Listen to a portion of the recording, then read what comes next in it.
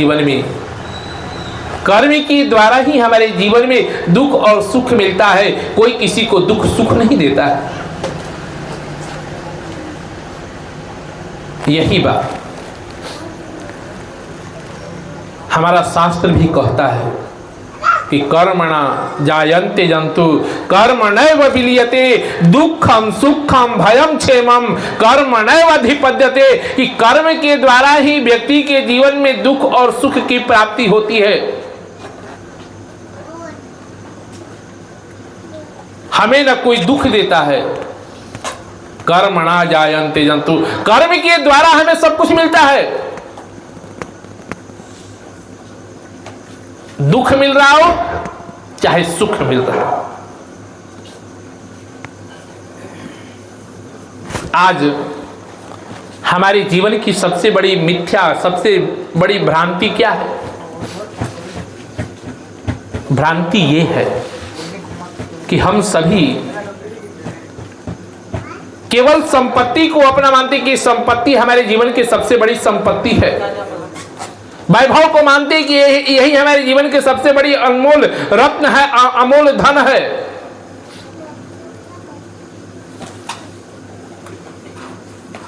लोग कहते हैं कि दुख भगवान देते हैं। सब लोग कहते हैं कि हमें भगवान बहुत बड़ा कष्ट दिए। अगर इसका जीता जागता प्रमाण देखना चाहते हैं ना, तो भागवत देखिए। भागवत की कथा आपने सुनी होगी। भागवत में जब भगवान श्री कृष्ण उत्तरा के गर्भ को जब रक्षा किए, जब परीक्षित का प्राण को इन्होंने जब बचाया, तो कुंती भगवान श्री कृष्ण के चरणों में आकर के गिर पड़ी और गिर करके कुंती कही कि प्रभु आप ही मेरे भगवान हो, आप ही मेरे ईश्वर हो, आप ही मेरे सब कुछ हो। जब कुंती जैसे ही प्रणाम की, श्री कृष्ण भगवान ने क्या कहा कि बुआ तू ये क्या कर रही है? मैं तेरा भतीजा, तू मेरी बुआ, और बुआ कहीं भतीजे को प्रणाम करे, ये कहीं उचित है क्या? कुंती क्या कहती है? कुंती ने कही कि कन्हैया यही तो तेरी सबसे जीवन की सबसे बड़ी लीला है। तू किसी के साथ रिश्ता चाचे का बनाता है, किसी का साथ भतीजे का बनाता है, किसी का बाप बनता है, किसी का बेटा बनता है, किसी का दादा बनता है, किसी का ईश्वर बनता है। यही तो सबसे बड़ी तेरे जीवन की लीला है। लेकिन मेरे लिए न तू मेरा भतीजा है न कुछ है, लेकिन मेरे लिए तू तो मेरा भगवान है। कुंती को जब ये बात भगवान श्री कृष्ण ने जब कहा कि तू, भगवान श्री कृष्ण कुंती ने जब ये बात कही कि आप मेरे भगवान हो, तुम मेरे भगवान हो और मैं आपका भक्त हूं, तो भगवान श्री कृष्ण ने कुंती से कहा कि ठीक है बुआ, अगर तू कहती है कि मैं तेरा भगवान हूं और तू मेरी भक्त है, तो मैं भगवान बन करके खड़ा हूं। आज तू मुझसे जो कुछ मांगना है तू कुछ मांग ले, आज मैं देने के लिए तैयार हूं। भला विचार कीजिए, अगर भगवान आ जाए हमारे बीच, तो भगवान आएंगे तो क्या मांगेंगे? कोई कहता है कि हमें धन दे दीजिए, यही ना मांगता है। कोई कहता है कि हमारा बेटा नहीं, बेटा दे दीजिए। कोई कहता है कि हमें नौकरी दे दीजिए। कोई कहता है कुछ मांगता है, कुछ मांगता है।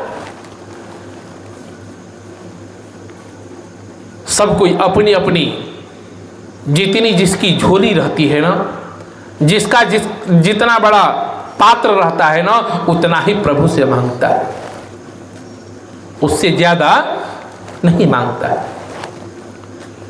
लेकिन एक बात और मैं कहूं,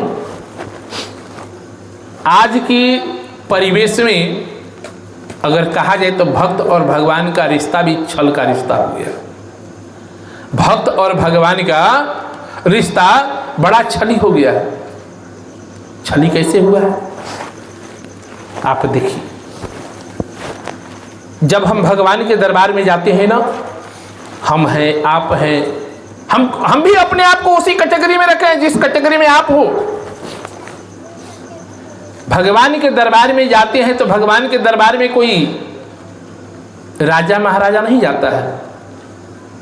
भगवान के दरबार में सबसे बड़ा कंगाल होता है, दरिद्र होता है, वही जाता है। और दूसरा भगवान का भक्त जाता है। भगवान के दरबार में तो ही जाएंगे, एक भगवान का भक्त और दूसरा भक्त, एक दरिद्र।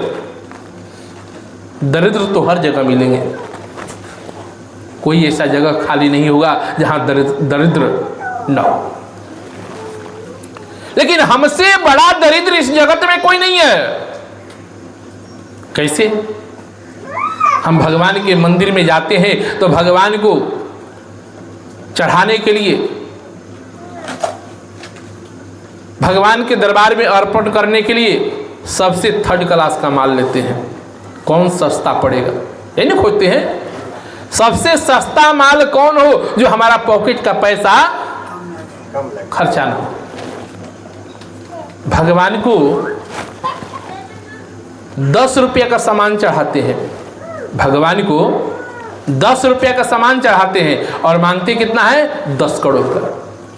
बताइए, भगवान को 10 रुपये का सामान चढ़ाते हैं और फरमाइश करते हैं 10 करोड़ का कि प्रभु हमको 10 करोड़ का वैभव दे दीजिए, हमें नौकरी दे दीजिए, हमें बिल्डिंग बना दीजिए, हमें कोठा दे दीजिए, हमको वैभव दे दीजिए, हमको पुत्र दे दीजिए, हमको बहू दे दीजिए, हमको बेटी दे दीजिए। लेकिन भगवान के दरबार में सेवा कितने की?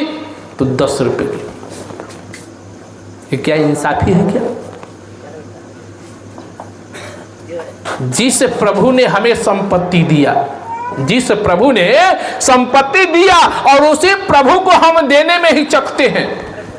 जब पूजा पाठ करते हैं और पूजा जब खत्म होता है तो हम क्या कहते हैं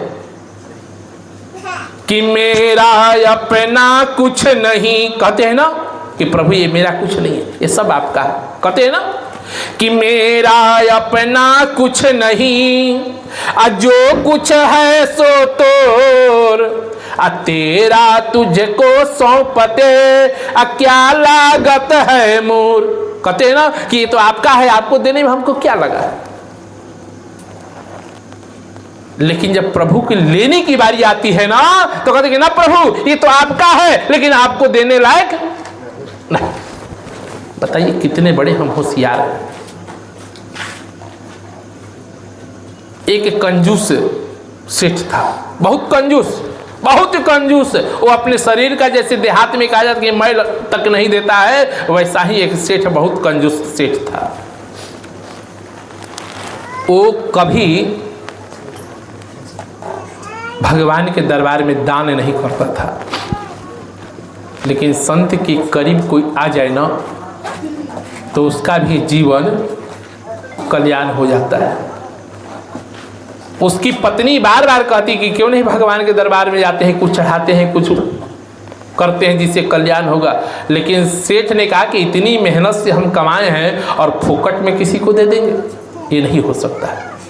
अरे सुबह से लेकर के शाम तक हम मेहनत करते हैं, मजदूरी करते हैं, तब हमको 100, 200, 500, 1000 रुपया मिलता है और उसको हम किसी को जैसे तैसे थोड़े हम दे देंगे। कमाने में हमको बहुत परिश्रम करना पड़ा है और बगैर परिश्रम के हम किसी को दे दें, ये नहीं हो सकता है। पत्नी ही जो है घर के परिवार को बना सकती है, घर के परिवार को बना सकती है और पत्नी ही जो है वो घर के परिवार को बिगाड़ सकती है।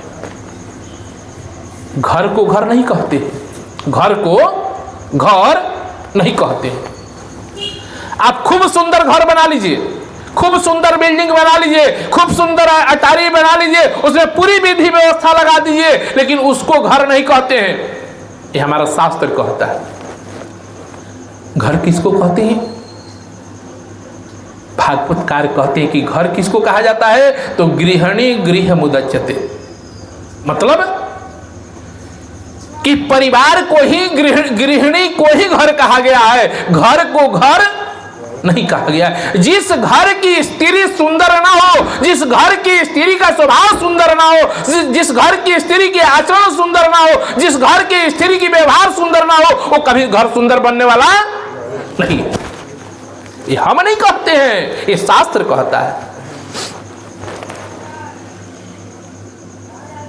खूब सुंदर घर बना दीजिए और 10 आदमी को रख दीजिए लेकिन घर की सुंदरता नहीं बनती है। लेकिन वही एक घर में एक स्त्री आ जाए ना तो वो अपने आप वो घर सुंदर बन जाता है। घर घर को नहीं, घर तो स्त्री को कहा जाता है। गृहिणी गृह मुदच्यते, कि स्त्री को ही घर कहा जाता है। स्त्री घर को संवारती है, घर को सजाती है, परिवार को सजाती है। और जिस घर की स्त्री परिवार को न सजाए ना, केवल अपने सजाने के फेरे में पड़ जाए ना, उस घर कभी संवरने वाला नहीं। आज भगवान से के सामने कुंती खड़ी है, भगवान के सामने कुंती खड़ी है। भगवान ने कुंती से कहा कि बुआ तू, आज मैं भगवान हूं तेरा, आज तुझे कुछ मांगना है तो तू मुझसे मांग ले। जब मांगने की बात आई भगवान के सामने, अभी हमने दरिद्रता की बात की। एक सेठ जो था बहुत दरिद्र था, लेकिन उसकी पत्नी ने दबाव दिया कि नहीं, आपको कुछ करना पड़ेगा। उसने कहा कि मैं मर जाऊंगा, लेकिन अपने घर का एक फुट्टी कौड़ी भी निकालने वाला नहीं। अब इस बात को लेकर के पति पत्नी में दोनों विवाद चलने लगा, सामंजस्य नहीं बन पाता। जिस पति पत्नी का सामंजस्य न बने, दाम्पत्य जीवन देखने में जितना सुंदर है आज के परिवेश में उतना सुंदर है नहीं। यह है सुंदर, रास्ते में हम देखते हैं कि खूब सुंदर युवक और युवती जा रही है मार्ग से, हम देखते हैं तो कहते हैं कि बहुत भगवान ने बहुत सुंदर जोड़ी बनाई, कहते हैं ना बहुत सुंदर जोड़ी है। लेकिन उस दोनों जोड़ी के पास जाकर के पूछा जाए कि आप दोनों का दाम्पत्य जीवन तो सुखमय व्यतीत हो रहा है ना, तो उत्तर क्या मिलता है? पत्नी कहती कि हमें पति से नहीं बन रहा है। पत्नी कहती है कि हमें पति से नहीं बन रहा है। और उसी पति से पूछा जाए कि तुम्हारा तो दाम्पत्य जीवन सुंदर तो व्यतीत हो रहा है, तो पति कहता है कि हमें पत्नी से नहीं बन रहा है। आज का दाम्पत्य जीवन तो ऐसा है, ऊपर से देखने में सुंदर है, लेकिन जब अंदर प्रवेश कीजिएगा ना तो दाम्पत्य जीवन तो 36 का आंकड़ा बन बैठा है। कहने का मतलब दाम्पत्य जीवन तभी सुखी रह सकता है जैसे कुंती जैसी गृहिणी हो।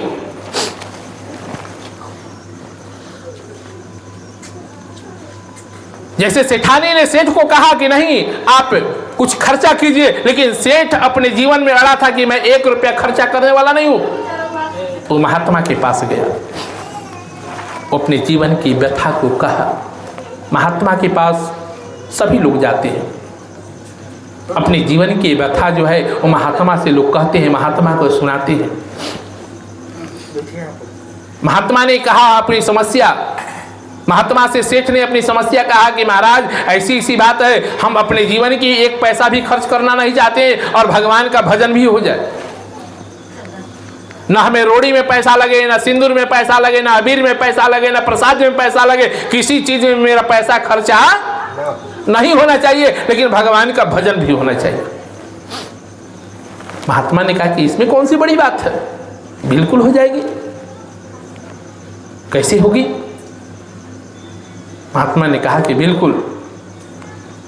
सेठ ने कहा कि प्रभु मुझे इतनी जल्दी उपाय बताइए कि जिससे हमें भगवान का पूजा मिल जाए और मेरी भक्ति भी बढ़ जाए और मेरा खर्चा न हो।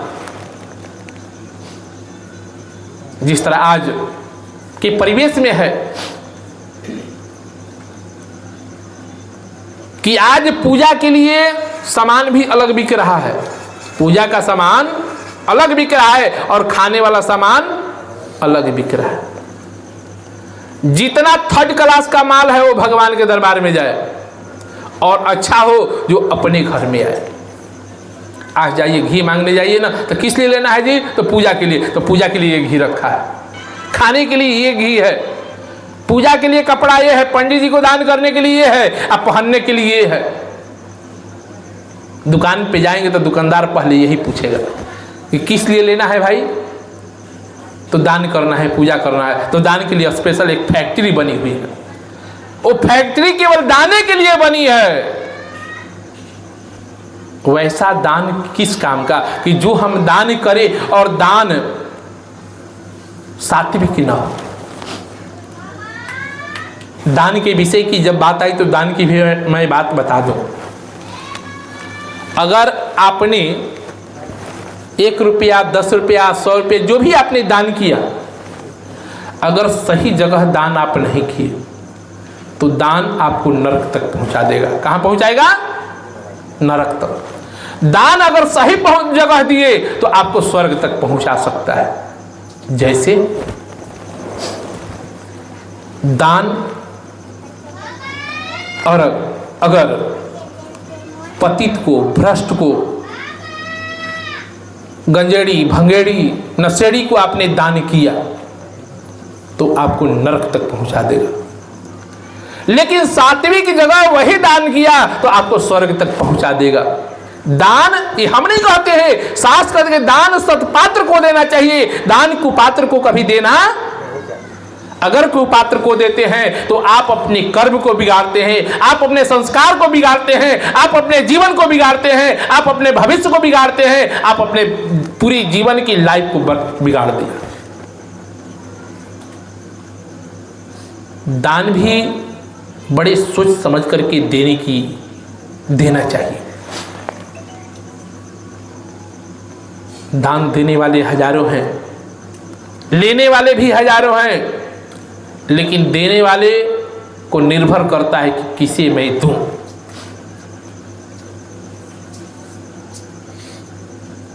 आज के परिवेश में लोग कहते हैं, आज के परिवेश में लोग कहते हैं कि हमें मंदिर मस्जिद में दान करने से क्या फायदा, हम किसी गरीब को खिला देंगे। कहते हैं ना, गरीब को खिलाना अनुचित नहीं है, उचित है। जो सहाय है, निर्बल है, वैसे सत्रपात्र को दान देना चाहिए। वैसे गरीब को भी दान नहीं देना चाहिए जो दिन भर कमाए और दारू जाकर के पिए, मदिरा पिए, उसके बाल बच्चे भूखे मरे, और वैसे कुपात्र को देंगे तो आपको भी नरक मिलेगा। आप उसे प्रोत्साहन दे रहे हैं कि बगैर कमाए उसे खाने को परिवार को मिल रहा है और उसके सबको मिल रहा है, और दिन भर वो मदिरा पी रहा है, दिन भर जुआ खेल रहा है, दिन भर दारू पी रहा है, और वैसे कुपात्र को अगर दान करते हैं ना तो आपको खैरियत नहीं है। कहने का मतलब सत्यपात्र को ही दान करना चाहिए। भगवान भी सबको नहीं देते हैं, जो सत्पात्र व्यक्ति है ना उसी को देते हैं, लेकिन भगवान सबको सब कुछ मांगे तो भी नहीं मिलता है। हमने कुंती की बात रखी, कुंती भगवान से क्या मांगती है? भगवान सब कुछ देने में समर्थवान है, सबको कुछ भी दे सकते हैं, लेकिन भगवान से जब कुंती ने मांगना शुरू की ना तो कुंती को की मांग को सुनकर के भगवान श्री कृष्ण ने दोनों हाथ उठा दिया कि कुंती, मेरे पास ये संपत्ति देने के नहीं अधिकार नहीं है, और ये संपत्ति मैं तुझे दे भी नहीं सकता। लोग कहते हैं कि भगवान समर्थवान है, वो किसी को जो चाहे वो चीज दे सकते हैं। कहते हैं ना, भगवान के पास किस चीज की कमी है जी? सब कुछ है। लेकिन कुंती मांगी तो भगवान ने क्यों नहीं दिया? आप तीर्थराज प्रयाग में जाइए, और तीर्थराज प्रयाग सबको सब कुछ देते हैं, लेकिन भरतलाल जी जब उनके दरवाजे पे गए ना तो भरतलाल जी के दरवाजे पे जाने के बाद तीर्थराज प्रयाग भी अपने दोनों हाथ को उठा दिए कि भरतलाल जी, मेरे अंदर सामर्थ्य नहीं है कि मैं आपको कुछ दे सकूं।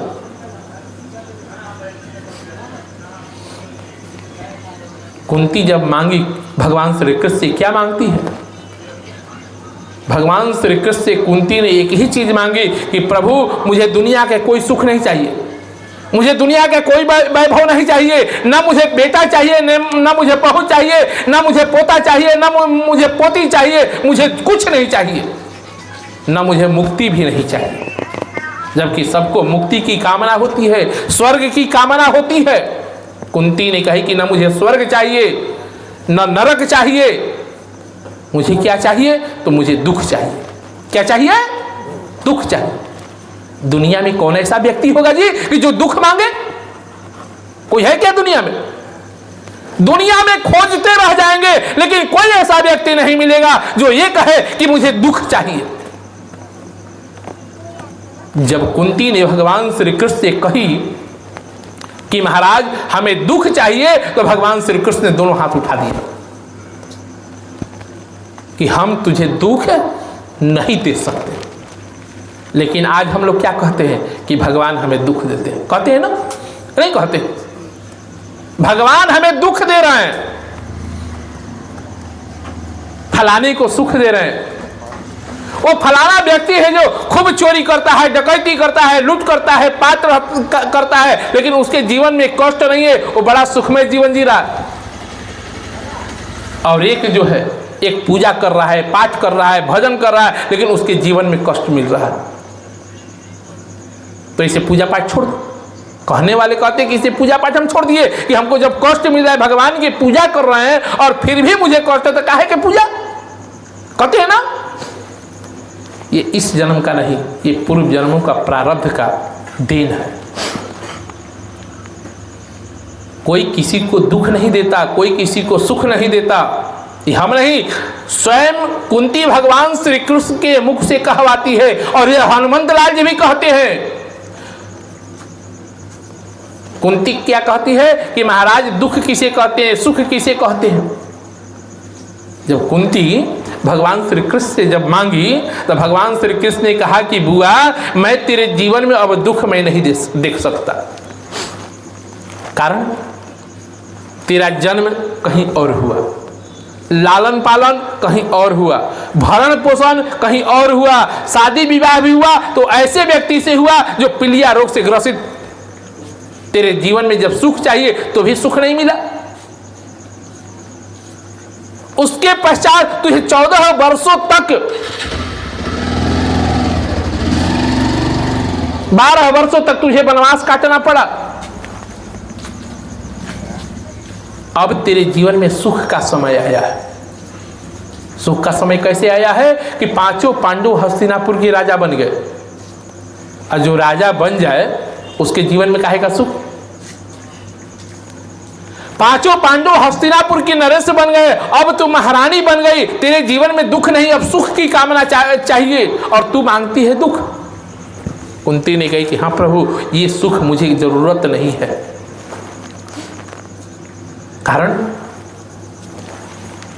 कुंती कही कि प्रभु, आप जिस दुख की बात कर रहे हैं, जिस सुख की बात कर रहे हैं, उसी दुख और सुख के विषय में मैं कहती हूं कि दुख किसे कहते हैं, सुख किसे कहते हैं। पहले आप हमको ये बताइए।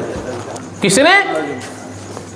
भगवान श्री कृष्ण कुंती ने पूछी कि प्रभु ये बताइए कि दुख किसे कहते हैं, सुख किसे कहते हैं, पहले आप मुझे ये बताइए। विपदा नैव विपद, क्या विपत्ति को विपत्ति कहते हैं? भगवान श्री कृष्ण ने कहा कि नहीं।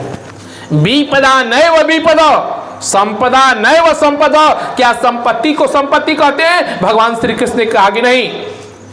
विपत्ति को विपत्ति नहीं कहते हैं, एक कोठा वैभव अटारी संपत्ति को भी वैभव नहीं कहते हैं, तो फिर क्या कहते हैं? भगवान श्री कृष्ण को कहना पड़ा कि नारायणो स्मृति संपदा और नारायणो विस्मृति विपदा, कि नारायण की स्मृति ही हमारे जीवन के सबसे बड़ी संपत्ति है। भगवान का स्मरण ही सब हमारे जीवन का सबसे बड़ा धरोहर है, सबसे बड़ा संपत्ति है, सबसे बड़ा मूल्य है। और नारायण की विस्मृति, नारायणो विस्मृति विपदा, कि नारायण की विस्मृति ही हमारे जीवन की सबसे बड़ी विपत्ति है। भगवान श्री कृष्ण को स्वीकार करना पड़ा। और यही बात हनुमंत लाल जी ने भी नहीं कहा कि कह हनुमंत विपति प्रभु सोई, जब जब सुमिरन भजन न होई। हनुमंत लाल जी ने कहा कि जिस दिन मेरे जीवन में प्रभु की स्मृति समाप्त हो जाए ना, उससे बड़ा दुख हमारे जीवन का नहीं है। उसी दिन हमारे जीवन में समझ लेना चाहिए कि हमारे जीवन में विपत्ति की आगमन होगी। और जिस दिन हमारे जीवन में प्रभु की स्मृति आ गई ना, उस दिन हमें समझ लेना चाहिए कि हमारे जीवन से विपत्ति जो है वो दूर चला गया।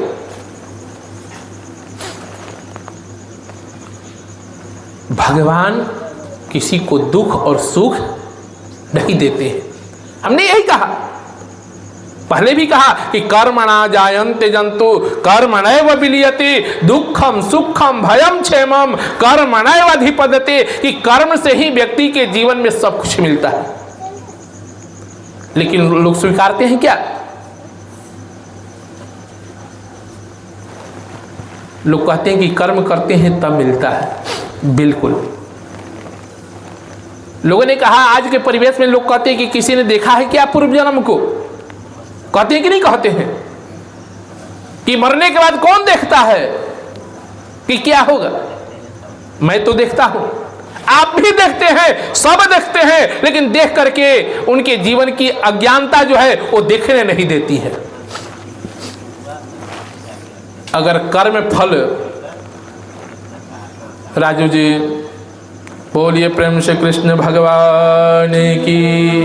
हमारी सबसे बड़ी कमी, एक बात मैं बता दूं, कमी हम अपनी पहले बताते हैं, कथा के समय आवाज़ नहीं आनी चाहिए। इसी के बाद तो बाद में भी होगी, इससे डिस्टर्ब, हम तो डिस्टर्ब हुए, सब डिस्टर्ब हो गए। आप बात करेंगे, आपके पड़ोसी डिस्टर्ब होंगे, क्या बात हो रहा है, तो कथा में बैठने से क्या फायदा। तो इसलिए आप लोगों से आग्रह रहेगा कि कथा के समय आए, चुपचाप बैठें, खैनी बीड़ी सिगरेट इसका सेवन न करें। कथा के बाद जो करना है करें, कथा के समय ये सेवन नहीं करेंगे। जब तक कथा चलेगी तब तक, और कृपया आप लोग शांति रखेंगे, तभी हमसे सेवा सुदृढ़ अच्छी ले सकते हैं। बोलिए प्रेम से कृष्ण भगवान की। कि श्री राम जय जय राम, श्री राम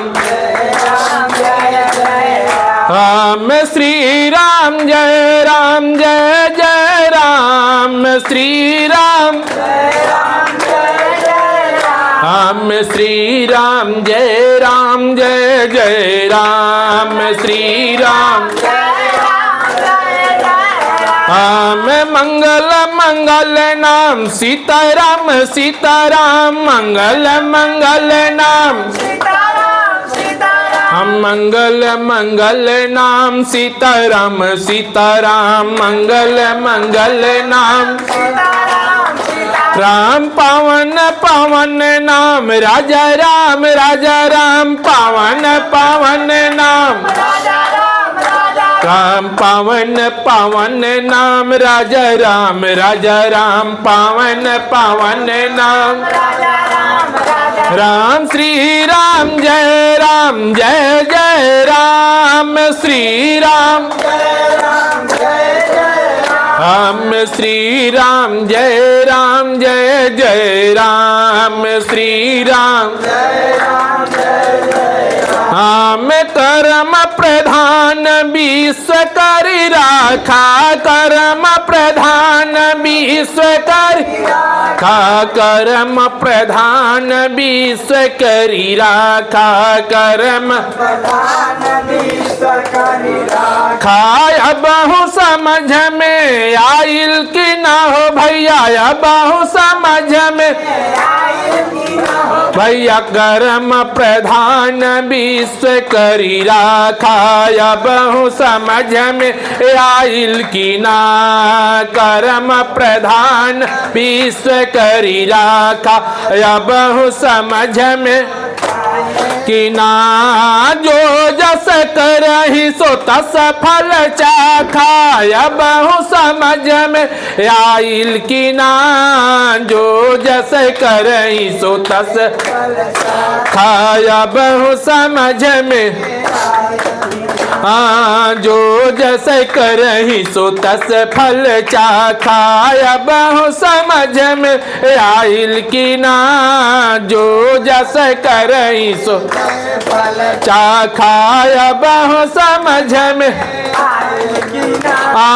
होई हाई सोई जो राम रची राखा, अब समझ में आइल की ना। होई हाई सोई जो राम रची,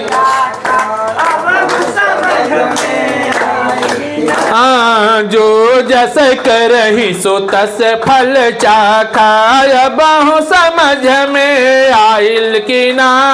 जो जस करही सो तस फल आइल की ना। अब समझ में आइल की ना हो भैया, अब समझ में आइल की ना। अब समझ में आइल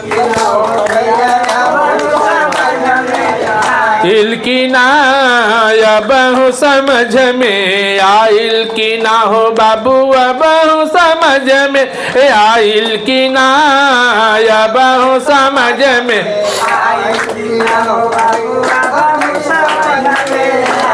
बोलिए प्रेम से हनुमंतलाल जी महाराज की।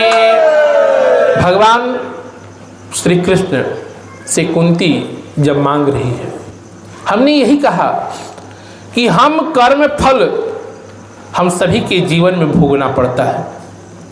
सभी जानते हैं कि हमें कर्म फल भोगना पड़ रहा है, लेकिन किसी ने जान करके भी अनजान बना, किसी ने देख करके भी वो समझ नहीं पाया कि एक कर्म फल हमारे जीवन में मिल रहा है। उदाहरण देखना है तो देख लीजिए। जैसे हम कहते हैं कि हमने कौन सा कर्म किया कि जो हमें फल मिल रहा है, कहते हैं ना, हमने तो कोई कर्म नहीं किया। भीष्म पितामह ने भी 100 वर्षों तक अपने जीवन कर्म को पीछे तक देखा कि हमने कोई ऐसा कर्म नहीं किया कि जिसका फल आज मुझे बांध के सैया पे सोना पड़ रहा है। 100 वर्षों तक पीछे, 100 जन्म पीछे, 100 वर्षों तक नहीं, 100 जन्म पीछे तक इन्होंने देखा कि 100 जन्मों तक हमने कोई जीवन में पाप नहीं किया। और इस कौन सी पाप की सजा है जो 54 दिन तक हमें बांध की सैया पे सोना पड़ा। भगवान श्री कृष्ण ने कहा कि भीष्म पितामह, अगर देखना है तो थोड़ी एक पीढ़ी और पीछे चले जाइए। एक पीढ़ी, एक जन्म और पीछे जाइए। जब एक जन्म और पीछे जाते हैं और देखते हैं तो क्या देखते हैं कि बचपना में हमने सर्प को, अधमरा सर्प को कांटों के ऊपर फेंक दिया था। जो कांटों के ऊपर वो सर्प जो है 54 दिन तक पड़ा रहा और 54 दिन के बाद उसका प्राणांत हुआ। आज उसी कर्म फल को भीष्म पितामह जो है भोग रहे हैं। आज हमें भी कर्म फल मिलता है, देखना है तो देखिए। लोग कहता है कि जीव ने कौन सा कर्म किया, क्यों नहीं किया। एक जीव जो है एक राजा के घर में जन्म लेता है ना, जिसके घर में न रहने का कमी है, न खाने की कमी है, न धन की कमी है, न वैभव की कमी है, न संपदा की कमी है, किसी चीज की कमी नहीं है। वो जीवन भर सो करके खाए तो जीवन भर उसे खाने की व्यवस्था। ये कौन से कर्म का फल है जी? पहला। दूसरा, एक मध्यम घर में व्यक्ति जन्म लेता है। मध्यम घर में खाने की कमी भी नहीं है तो रखने के भी ज्यादा वस्तु उतना ही है, खा पी करके ठीक है। लेकिन वही तीसरा आप देखिए कि शाम को कमाता है, सुबह खाता है, और सुबह नहीं कमाए तो फिर शाम को भोजन मिलने वाला। वो कौन सा कर्म किया था जी? वो जी एक गरीब घर में जन्म लेता है, लेकिन उसके घर में भूंगी भात नहीं रहता है। ये कौन से कर्म के फल है? ये पूर्व जन्मों के कर्म का फल आज हमें इस जन्म में। पहली बात। दूसरी बात, अगर जीव को कर्म के अनुसार फल मिलना है, हम जैसा कर्म करेंगे वैसा मिलेगा, तो आप विचार कीजिए।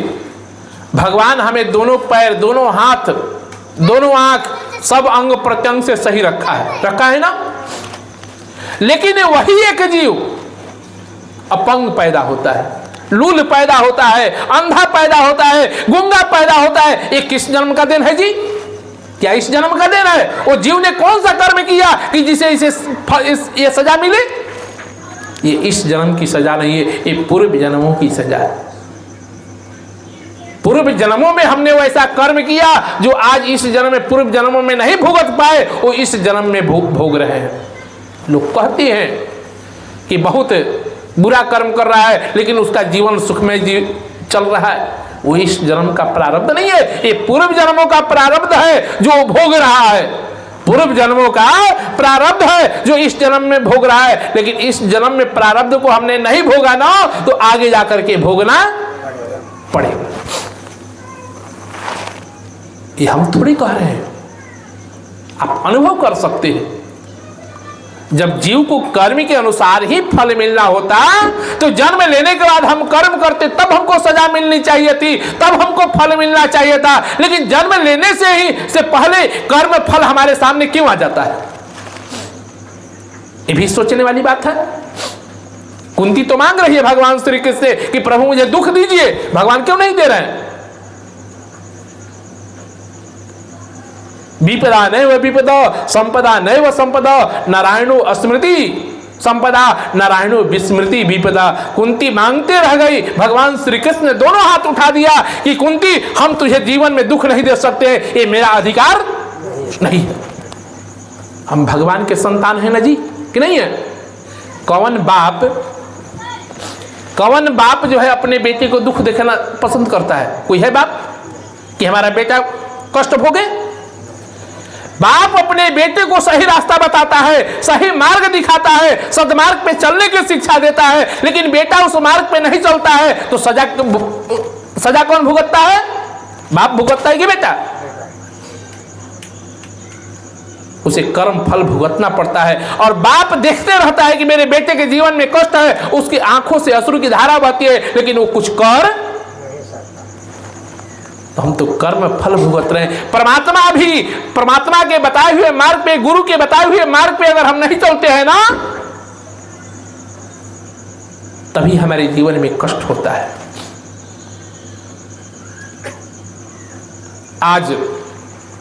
आज के परिवेश में, हमारे जीवन में लोग कहते हैं कि बहुत बड़ी शिक्षा मिल रही है ना। हमारा घर बहुत बड़ा शिक्षित है। पहले शिक्षा नहीं थी, संस्कार थे। पहले शिक्षा नहीं थी, संस्कार थे। संस्कार क्या था? ये हमारे पिता हैं, ये हमारे चाचा हैं, ये हमारे भाई हैं, ये मेरी बहन है, ये मेरी भौजाई है, ये मेरी माँ है, ये मेरी चाची है, ये मेरे गांव के चाचा हैं, ये मेरे गांव के भैया है, बड़े भैया है, ये गांव की मेरी दादी है। व्यक्ति के जीवन में संस्कार था। अब गांव की दूर छोड़िए, अपने घर के हम परिवार को नहीं चिन्ह रहे हैं। ये मेरी माँ है, ये मेरा बाप है, ये मेरा भाई है, ये मेरी बहन है।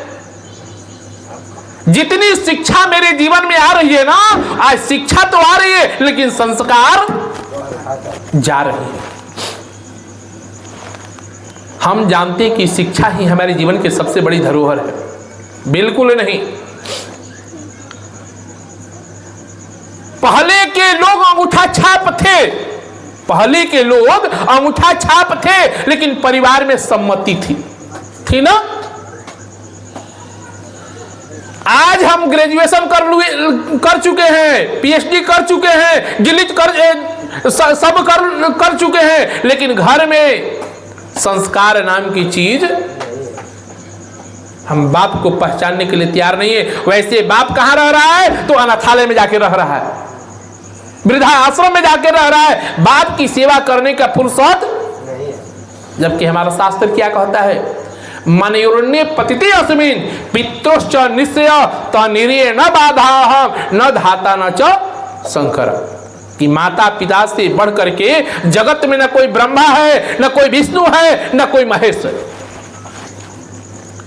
आज माँ बाप की सेवा नहीं हो रही, लेकिन हम दूसरे की सेवा करने के लिए तत्पर हो रहे हैं। काहे की सेवा? मत करो। जिस घर में माँ की सेवा ना हो, जिस घर में बाप का आदर ना हो, जिस घर में परिवार का सम्मान ना हो, वो बाहर के सम्मान क्या करेगा जी? आज की स्थिति तो ऐसी बन चुकी है कि राह चलने को जिनको मालूम नहीं, राह चलने को जिनको मालूम नहीं वो आज देश के रहनुमा बन गए। जिनके सूरत पे हंसता जमाना कभी वो काले कवे क्या से क्या बन गए। जितने दानव थे वो देवता बन गए, मानो बेचारे हवा हो गए। फूल सेमर गुलाबों का राजा हुआ, रात रानी सभी बेहया हो गई। आज की स्थिति तो ये है, अपना घर नहीं संभल रहा है लेकिन पूरे समाज को संभालने के लिए चले, संचालन करने के लिए चले। जिसे अपना घर नहीं चला सकता है वो समाज को क्या चलाएगा जी? जो अपने घर में माँ बाप को सेवा नहीं कर सकता है वो दूसरे को सेवा क्या कर सकता है जी? हम लाख भगवान के मंदिर में जाए, लाख दूसरे की हम सेवा करें, वो सब बेकार है। सबसे बड़ी पूजा किसकी होती है? हमारा शास्त्र भी कहता है भगवान की पूजा करो चाहे मत करो, तेरा जीवन कल्याण हो जाएगा। लेकिन तुम अपने मां बाप की सेवा नहीं करोगे ना तो तेरा एक जन्म नहीं, तेरा 7 जन्म बिगड़ जाएगा। एक जन्म नहीं 7 जन्म बिगड़ जाएगा। संस्कार आप लोग पढ़े होंगे, आज पता नहीं पढ़ाया जाता है कि नहीं जाता है, ये हमको पता नहीं, लेकिन पहले साइंस में पढ़ाया जाता था कि डीएनए जो है हमारे शरीर में डीएनए होता है, डीएनए 7 पीढ़ी तक चलता है। कितने पीढ़ी तक? 7 पीढ़ी तक हमारे जीवन के संस्कार को ढोता है। लेकिन आज वो डीएनए संस्कार हम भूल चुके हैं। आज तो ऐसी स्थिति आ गई है कि स्वार्थ ही स्वार्थ हृदय में भरा तो सेवा का स्वांग रचाने से क्या। आज तो हम स्वार्थ भरी जीवन को जी रहे हैं। वैसी स्वार्थ किस बात की? जब स्वार्थ ही स्वार्थ हृदय में भरा तो सेवा का स्वांग रचाने से क्या। जब जाति दुखी जठरागनी तो पूरी कचौड़ी उड़ाने से क्या। जब भाई तुम्हारे गड्ढे में पड़े तो आगे बढ़े बढ़ जाने से क्या। जब रंच भी प्रेम न मानो से हो तो मानव जोनी में आने से क्या। जब हमें भाई भाई से प्रेम न, परिवार परिवार से प्रेम न, तो फिर आपके जीवन में काहे की मानवता? किस बात की मानवता? किस बात की संस्कार? संस्कार पता है कहां मिलता है? संस्कार जो है माता पिता के गर्भ से आता है। कहां से आता है? माता पिता के गर्भ से आता है। जैसा आप संगत करेंगे प्रभाव पड़ेगा। जो माँ बाप का संगत नहीं किया, माँ बाप की सेवा नहीं की ना, उसके जीवन में कभी संस्कार आने वाली नहीं है। इस जीवन में नोट कर लीजिए। संस्कार हमारे जीवन की सबसे बड़ी धरोहर है। और संस्कार आएगा कब? जब तक हम शरणागति न ले, जब तक शरणागति न ले। और जब तक शरणागति नहीं लेंगे ना तो हमारे जीवन, घर का, मेरे जीवन का, मेरे परिवार का संस्कार बिल्कुल बिगड़ जाएगा। संस्कार मुझे जीने की मार्ग प्रशस्त करती है। शिक्षा जो है, ज्ञान जो है, ज्ञान हमारे जीवन में खूब आए। हम तो ऐसे ऐसे घरों को देखे हैं कि उनके घर में आईपीएस पीसीएस सब हैं लेकिन माँ बाप को पानी देने वाला कोई नहीं है। वो किस चीज की शिक्षा? शिक्षा कहते किसे हैं? पहले विचार करने वाली बात है, शिक्षा कहते किसे हैं? सब लोग कहते हैं कि शिक्षित होना जरूरी है। शिक्षित की तो पाठ सब लोग पढ़ाते हैं, लेकिन शिक्षित होने का पाठ तो पढ़ाया, लेकिन शिक्षा का मूल अर्थ क्या है, शिक्षा का सही मायने क्या है, पहले यह समझना होगा। विद्या क्या कहता है? सा विद्या या विमुक्त है। विद्या वही है, विद्या वही है जो जीने की कला सिखा दे, जीवन के जीने की मार्ग को बता दे, वही शिक्षा है। शिक्षा ये नहीं कहती है कि अपना जीवन हम जी ले, उसको शिक्षा नहीं कहते हैं। शिक्षा जो है जगत को सद्मार्ग पे चलने की शिक्षा देती है, बतलाती है तुम ये करो। शिक्षा कभी अपने लिए मार्ग प्रशस्त नहीं कराती है। शिक्षा जो है वो दूसरे के जीवन के मार्ग को प्रशस्त कराने के लिए शिक्षा दी जाती है। अगर अपने लिए होती तो सब कोई अपने जीवन में ग्रहण करके अपने पास रख लेता।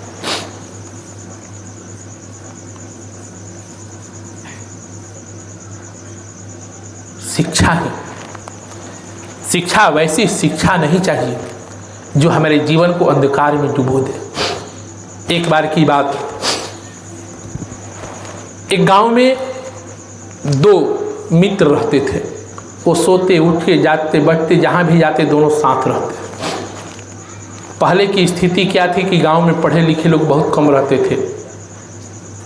दो चार गांव में कोई एक व्यक्ति, एक चिट्ठी पढ़ने वाला व्यक्ति मिल जाता था ना। अरे भाई चिट्ठी आया है, चलो थोड़ा चल करके पढ़वा ले। तो गांव में कोई रहता था एक पढ़ने वाला, तो उसके पास लोग जा करके पढ़वाते थे, सुनते थे कि चिट्ठी में क्या लिखा हुआ है। पहले शिक्षा बहुत कम था।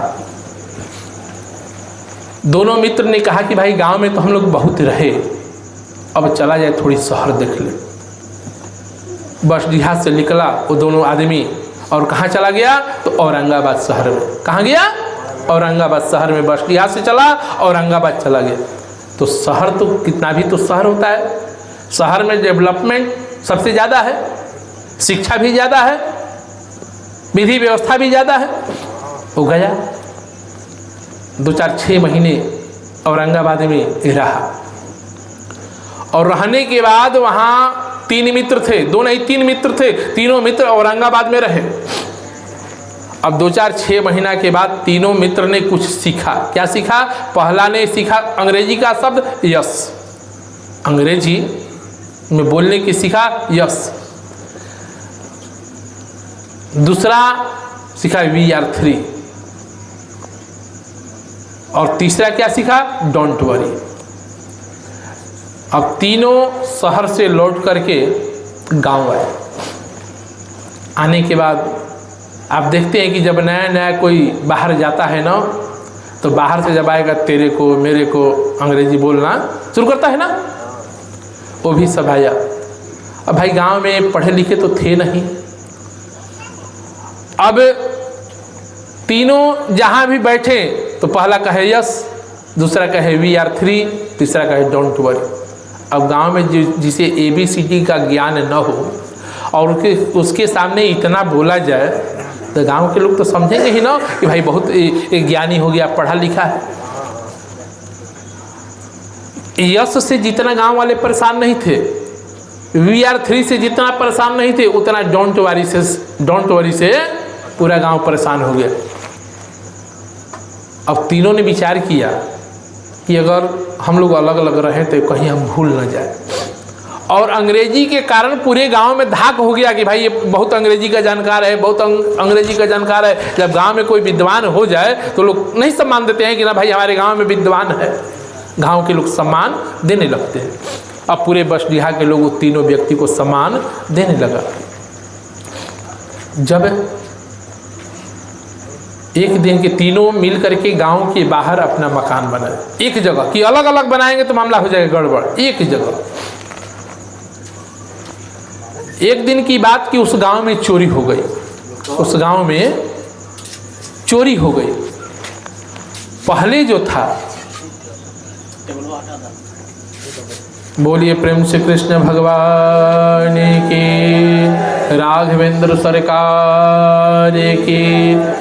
गांव में चोरी हो गई तो पहले टोपी वाले को देख करके सब लोग भयभीत होते थे। गांव का गांव खाली हो जाता, पता नहीं किसको पकड़ेगा, किसको मारेगा, किसको क्या करेगा। पुलिस से सब लोग डरते थे। आज कौन डरता है? पुलिस आए तो भी पुलिस से भी भिड़ जाना है, पुलिस से भी किसी को डर भय। लेकिन पहले पुलिस की टोपी अगर देख ले व्यक्ति तो गांव खाली, गांव सुन। अब चोरी जब हुआ तो चोरी हुआ तो पुलिस तो जरूर आएगी, इसमें दो मत नहीं कि नहीं आएगी, पुलिस आएगी। पुलिस जब आई तो गांव वाले को लगा कि हम लोग वही अनपढ़ गंवार, अगर उनके सामने अगर जाएं तो कहीं कुछ गलती बोल दे तो कहीं हमको मारे ना, पीछे ना, पकड़ के लेकर चला जाए। पुलिस से सबको गांव वाले ने विचार किया कि हमारे गांव में 3 बहुत अंग्रेजी के जानकार हैं, हमारे गांव की मर्यादा बढ़ेगी। प्रतिष्ठा बढ़ेगी। वो तीनों व्यक्ति को लेकर के कोतवाल के सामने, दरोगा के सामने आगे करेंगे तो वो अपना अंग्रेजी में बात करेगा तो हमारे गांव की प्रतिष्ठा बढ़ेगी कि ना भाई इस गांव में पढ़े लिखे लोग अंग्रेजी के जानकार हैं। वो सब गांव वाले मिल करके तीनों के पास आए। अब तीनों सुबह की समय, चोरी तो रात में होती है, सुबह के समय बैठे अपना चाय पी रहे थे। तीनों ने देखा कि गांव वाले क्या बात है, हम लोग के पास आ रहे हैं। गांव वाले ने आकर के कहा कि भाई ऐसी ऐसी बात है, हम लोग तो भाई पढ़े लिखे हैं नहीं, जानकार नहीं हैं, आप भाई अंग्रेजी के जानकार हैं, अगर आप बात करेंगे तो हमारे गांव की रुतबा बढ़ेगी कि कम से कम इस गांव में पढ़े लिखे लोग हैं। तीनों ने कहा कि इसमें कौन सी बड़ी बात है, हम लोग जानकार हैं, हम लोग बात कर लेंगे, चलो। अब तीनों को आगे करके गांव वाले पीछे पीछे चलने लगे। अब कोतवाल को लगा ये तीनों आगे आ रहे हैं, लगता है कि यही तीनों चोर है। अब कोतवाल को लगा कि तीनों चोर है, तीनों को पकड़ करके गांव वाले लेके आ रहे हैं। जब कोतवाल के सामने ले करके तीनों को आया गया, कोतवाल ने पूछा कि तुम लोग चोर हो, तो पहला ने कहा कि यस। पहला ने कहा यस। कोतवाल ने पूछा कि तुम लोग कितने थे, तो वी आर 3। क्या कहा? वी आर 3, मतलब कि हम 3 थे। कोतवाल ने कहा कि पकड़ लो, तो तीसरा ने कहा कि डोंट वरी, कोशिश करो। ऐसा ज्ञान न हो कि जो हमारे ही जीवन में कलंक का टीका बन जाए, हमारे ही गले का फांस बन जाए। आज यही ज्ञान ये तीनों को डुबो दिया। तो हम अपने जीवन में ऐसा ज्ञान क्यों अर्जित करें कि हमारे ही जीवन में संकट की बादल बन जाए। ज्ञान तो वो होनी चाहिए कि सात विद्या या विमुक्त है, कि हमारे जीवन के मार्ग को प्रशस्त कर दे, हमारे जीवन को प्रशस्त कर दे। वही विद्या उत्तम विद्या है। ऐसी विद्या केवल खाने पीने रहने जीवन जीने की जीवन जीने इसको विद्या नहीं कहते हैं। अरे खाना तो गधा भी खा लेता है, पेट भर लेता है, कुत्ता भी पेट भर लेता है, अपना जीवन गुजार लेता है, तो क्या हम भी उसी श्रेणी में है क्या? कुत्ता भी अपने बाल बच्चे को तब तक पालता है जब तक वो चलने फिरने लायक न हो जाता है। वो भी खाता है, वो भी पीता है, वो भी सोता है। हम भी खाते हैं, हम भी पीते हैं, हम भी सोते हैं, तो उसमें हम में अंतर क्या है? वो भी बच्चा पैदा करता है, हम भी बच्चा पैदा करते हैं, हम भी अपने परिवार को बढ़ाते हैं, तो उसमें हमारे में अंतर क्या है? जब हमें जीवन परमात्मा ने केवल जीने के लिए दिया है, तो यह हमारी जीवन की सबसे बड़ी अज्ञानता है। हमने यही ना कहा कि कर्म ना जायन्ते जंतु कर्म नैव विलीयते दुखम सुखम भयम क्षेमम कर्म नैवाधिपद्यते। यही बात लक्ष्मण जी ने केवट से कहा कि को न काऊ सुख दुख कर दाता निज कृत कर्म भोग सब धराता, कि सब कोई अपने जीवन में कर्मों के अनुसार दुख सुख पाता है। भगवान किसी को दुख किसी को सुख नहीं देते हैं। कुंती मांगते रह गई, भगवान श्री कृष्ण ने कहा कि मैं तुझे दुख नहीं दे सकता, तुझे दूसरा कुछ और मांगना है तो तू मुझसे मांग ले। कुंती कहती है कि महाराज वो सुख किस काम की, कि जिस सुख को पाने के बाद आपकी स्मृति ही समाप्त हो जाए। आप कोठा दे देंगे, धन दे देंगे, दौलत दे देंगे, आप तो यही ना चाहते, प्रलोभन देना चाहते कि इतना वैभव दे दूं, इतना संपदा दे दूं कि संपदा में फंस जाए, इस संपदा में पड़ जाए कि जो हमारी स्मृति भूल जाए। वैभव जब मिलता है ना तो व्यक्ति सबको भूल जाता है। हमारे जीवन में संपदा जब आती है तो हम सबको भूल जाते हैं कि हमारा बाप कौन है, हमारी माँ कौन है, हमारा परिवार कौन है, उसकी चिंता नहीं है, कारण कि वैभव हमारा सबसे प्रिय है। कुंती यही कही कि हमें उस न संपत्ति चाहिए, न वो मुझे वैभव चाहिए, मुझे तो केवल दुख चाहिए। कारण कि दुख में सुमिरन सब करे, सुख में कोई किया है आज तक कि सुख में करे न कोई।